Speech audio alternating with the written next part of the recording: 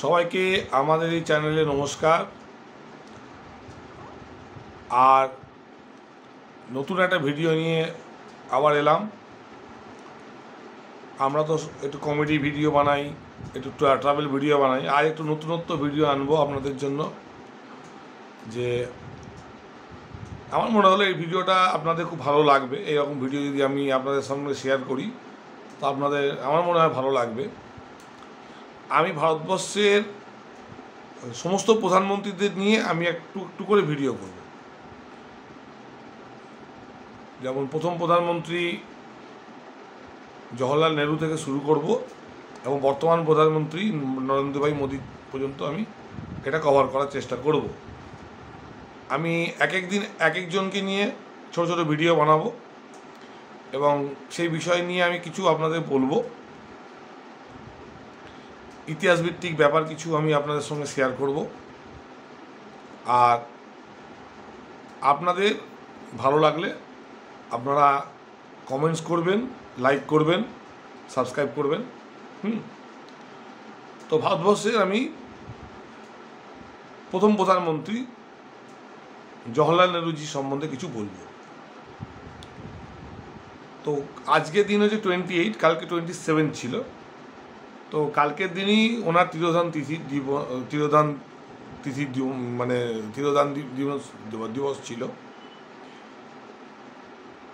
তো জানেনই 14ই নভেম্বর ওনার জন্মদিন। 1889 ওনার জন্ম হয়েছিল। ওনার পিতার নাম ছিলেন মতিলাল নেহেরু।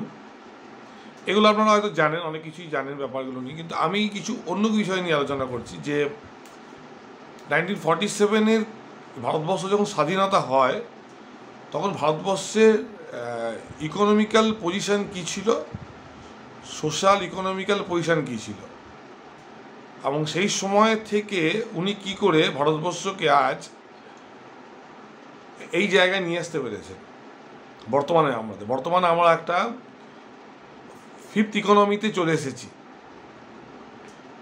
তো এটা তো একদিনে আসেনি, যে কোনো একজনের প্রচেষ্টায় এটা আসা যায় না। এটা তো একটা, যে কোনো কিছু তৈরি করতে গেলে একটা ফাউন্ডেশন থাকে।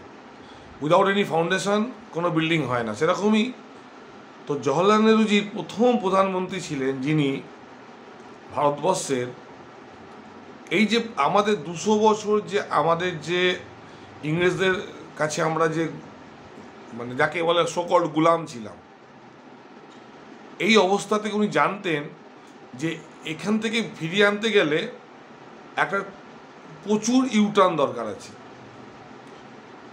সেই সময় ভারতবর্ষ মানে ইংরেজ একটা খুব টেকনিক্যালি খেলা খেলেছিল। যে প্রথমে ওরা করলো কি, ইন্ডিয়া এবং পাকিস্তান দুটো দেশকে বিভাজন করলো, এবং করলো কি যে ভারতে যে স্বায়ত্ত রাজারা ছিল, যারা ছিল তাদের বললো তোমরা নিজেরা ইন্ডিপেন্ডেন্ট হতে পারো। তার মানে ওদের প্ল্যানটা ছিল কি, পুরো ভারতটাকে টুকরো টুকরো করে একটা করে দেওয়া এবং আবার তাকে রিক্যাপচার করে নেওয়া। যখন দেখবে যে পারছেন ইকোনমিক্যালি, তারা ডিস্টার্ব হয়ে যাচ্ছে, ইকোনমিক্যালি তারা পারছে না, তো ভেতর ভেতর একটা গৃহযুদ্ধ তৈরি হয়ে যাবে। তো এই অবস্থাতে ইংরেজরা ভারতবর্ষকে ছেড়ে যায় এবং পাকিস্তানকে ডিভাইড করে যায়। সেই অবস্থায় নেহরুজি খুব বুদ্ধিমত্তার মাধ্যম দিয়ে যে এই যে ছোট ছোট রাজাগুলোকে, রাজা এবং রাজওয়ালা যারা ছিলেন, তো এদেরকে একটা সুন্দরভাবে আমাদের সঙ্গে একটা সেক্সেসমের একটা করেছিলেন, একটা চুক্তির মাধ্যমে আমাদের সঙ্গে যুক্ত করেন। এবং আজকে আমরা একটা ভারতবর্ষের বিশাল মানচিত্র দেখতে পাই। এই বিশাল মানচিত্রের জন্য, এই দেখতে পাওয়ার জন্য কিন্তু আমাদের কিন্তু এটা কিন্তু নেহরুজিরই অবদান। হ্যাঁ, এবং তার সঙ্গে সর্দার বল্লভভাই প্যাটেল ছিলেন, কিন্তু প্রধানমন্ত্রী যখন উনি ছিলেন, সর্দার বল্লভভাই প্যাটেলেরও অবদান প্রচুর। সর্দার বল্লভভাই প্যাটেলকে নিয়ে আমি পরে কিছু বলবো আপনাদেরকে, পরে এই সিরিজের পরে আমি ওনাকেও নিয়ে কিছু ভিডিও করব। তো নেহরুজি যখন মেন ছিলেন, তো তিনি কিন্তু সর্দার বল্লভভাই প্যাটেলের সঙ্গে একটা সুন্দরভাবে ভারতবর্ষকে একটা নকশা তৈরি করেছিলেন। এই যে নকশাটা আজকে দেখছি, যে ভারতবর্ষের যে নকশা আমরা দেখছি, কাশ্মীর থেকে কন্যাকুমারী, গুজরাট থেকে অরুণাচল প্রদেশ, এই এতটা বিস্তীর্ণ এলাকা যদি নেহরুজি আর বল্লভভাই পটেল যদি চিন্তাভাবনা না করে যদি সমস্ত রাজাদের যদি একসঙ্গে যদি না করতেন, তাহলে কিন্তু আমরা আজ কিন্তু বিভিন্ন স্টেটে ভাগ হয়ে যেতাম, ছোটো ছোটো ক্ষুদ্র ক্ষুদ্র ইয়েতে ভাগ হয়ে থাকতাম। তো এটা তার বিরাট একটা অবদান, যে উনি যে এইভাবে এটা করেছিলেন। আর উনি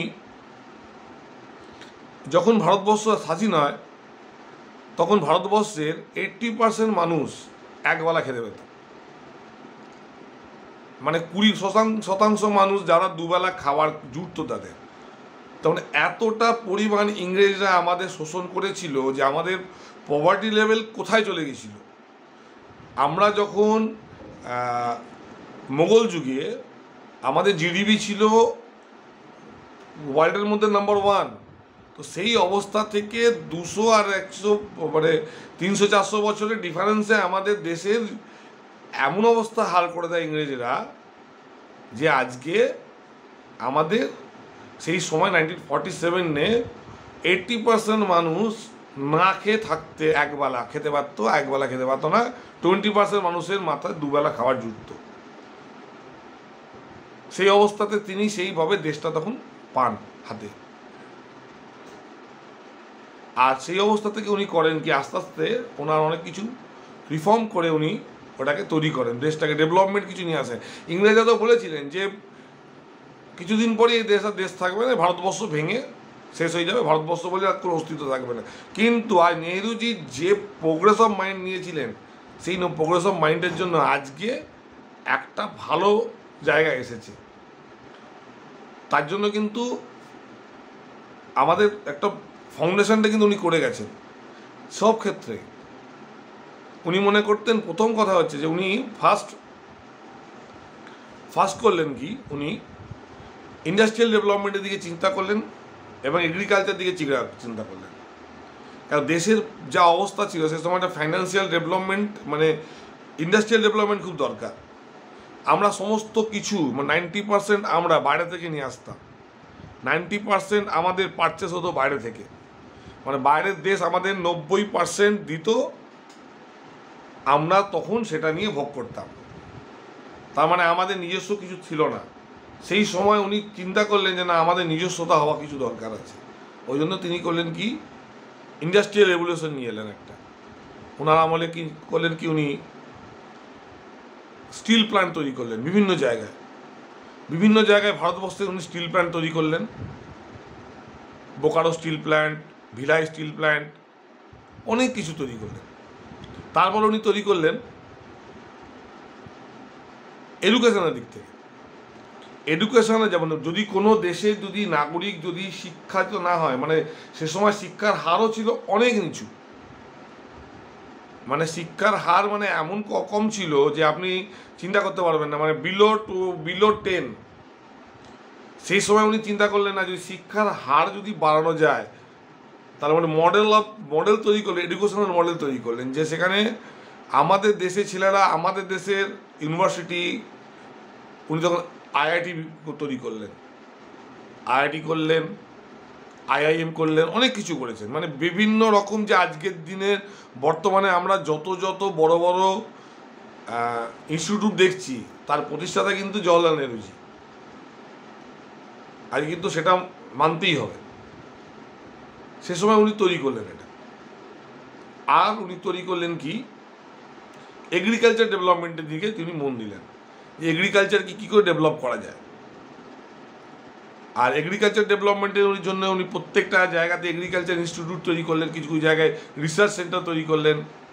আর স্পেস এজেন্সি, স্পেস যেমন আজকে এই যে ইসরো দেখছি আমরা, আজকে চন্দ্রযান পাঠালাম, মঙ্গলযান পাঠালাম, এই যে সাফল্যতাটা, এর বীজ কিন্তু ফাউন্ডেশনটা কিন্তু নেহরুজি দিয়ে গেছে।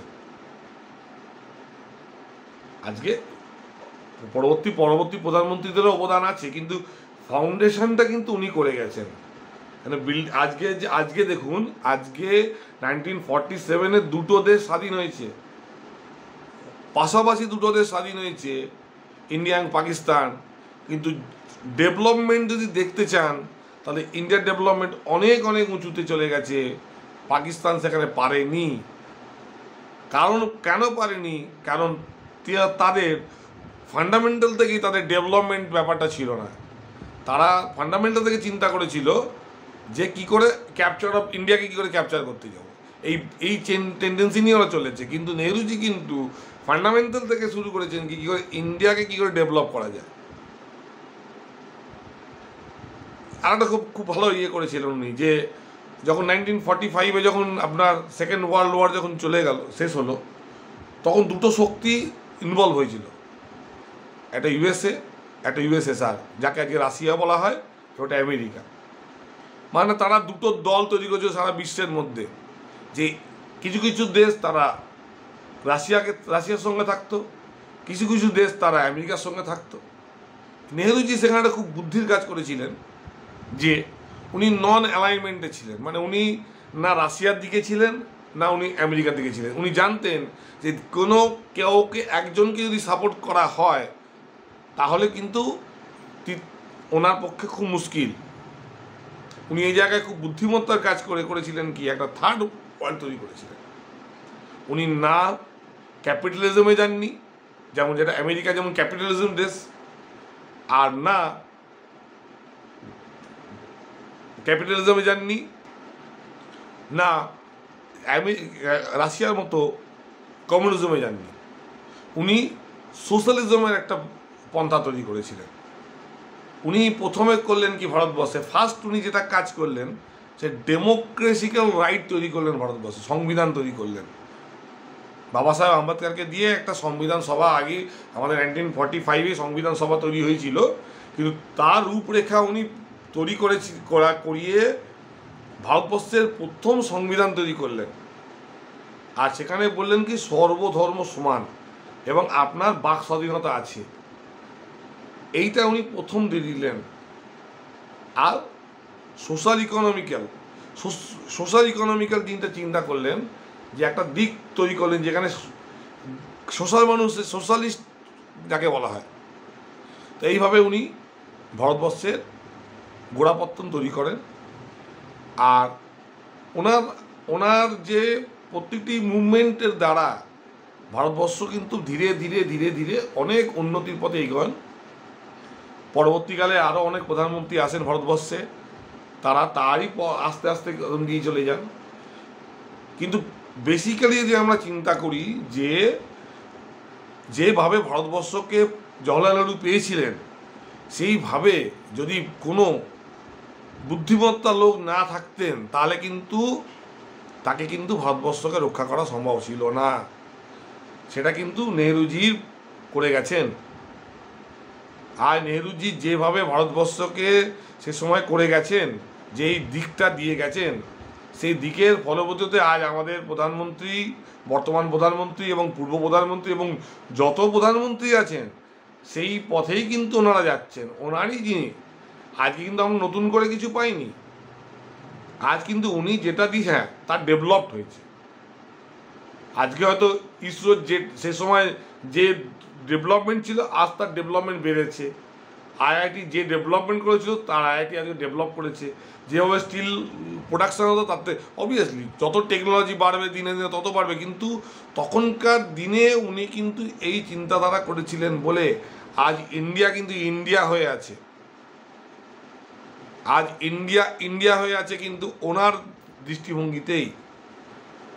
উনি যে চিন্তাধারা করেছিলেন, সেই চিন্তাধারাতে কিন্তু ইন্ডিয়া হয়ে আছেন। আর তারপরে প্রধানমন্ত্রীরা যারা এসেছেন, বর্তমান প্রধানমন্ত্রী অনেক ভালো কাজ করেছেন, তার আগের প্রধানমন্ত্রী অনেক সুন্দর কাজ করেছেন, ইন্দিরা গান্ধীও ভালো কাজ করেছেন। কিন্তু মেন যে ফাউন্ডেশনটা, মেন যে স্ট্রাকচারটা, যে আমাদের দেশের স্ট্রাকচারটা উনি দিয়ে গেছেন। এই আর বেশিভাবে বড় করব না ভিডিওটা, অল্প অল্প করে আমি সমস্ত প্রধানমন্ত্রীদের কভারেজ করব। এরপরে আমি লাল বাহাদুর শাস্ত্রীজির সম্পর্কে কিছু বলবো, যে উনি কীভাবে ভারতবর্ষের নেক্সট পার্টে নিয়ে গেছেন। এইভাবে আমরা ধীরে ধীরে, এই যে এখন যেমন ইলেকশনের মোমেন্টে আছে, আমাদের একটু জানকারি হবে যে আমাদের ভারতবর্ষের যে এখন যে 15th প্রধানমন্ত্রী আছেন, নরেন্দ্র ভাই মোদীজি হচ্ছেন 15th প্রধানমন্ত্রী। তো এইভাবে যে আমাদের যে একের পরে যে প্রধানমন্ত্রী যে এসেছেন স্টেজ বাই স্টেজভাবে, তো সেগুলো আমরা জানতে পারবো এবং তাদের রিফর্মেন্টগুলো জানতে পারবো, তারা কী কী ভালো ভালো ভালো ভালো জিনিস দিয়েছে। আমরা খারাপ দিক আলোচনা করবো, আমরা সে ভালো দিক আলোচনা করবো, যে যে প্রধানমন্ত্রী যা যা ভালো ভালো দিক দিয়ে গেছে সেই দিকগুলোই আমরা আলোচনা করব। আমরা কোনো কন্ট্রোভার্সিতে যাব না। প্লিজ যেগুলো ভালো ভালো ভালো দিক দিয়েছেন আমরা সেগুলি আলোচনা করব এবং সেইগুলোর মাধ্যম দিয়ে আমরা এগোবো। আর সেইগুলোর মাধ্যমেই আমরা পরবর্তীকালে চেষ্টা করব যাতে আগত যারা প্রধানমন্ত্রী থাকবেন তারা যেন সেইভাবেই যেন চলতে পারেন। এই বলে আমি আমার ছোট্টভাবে একটা ভিডিও শেষ করলাম।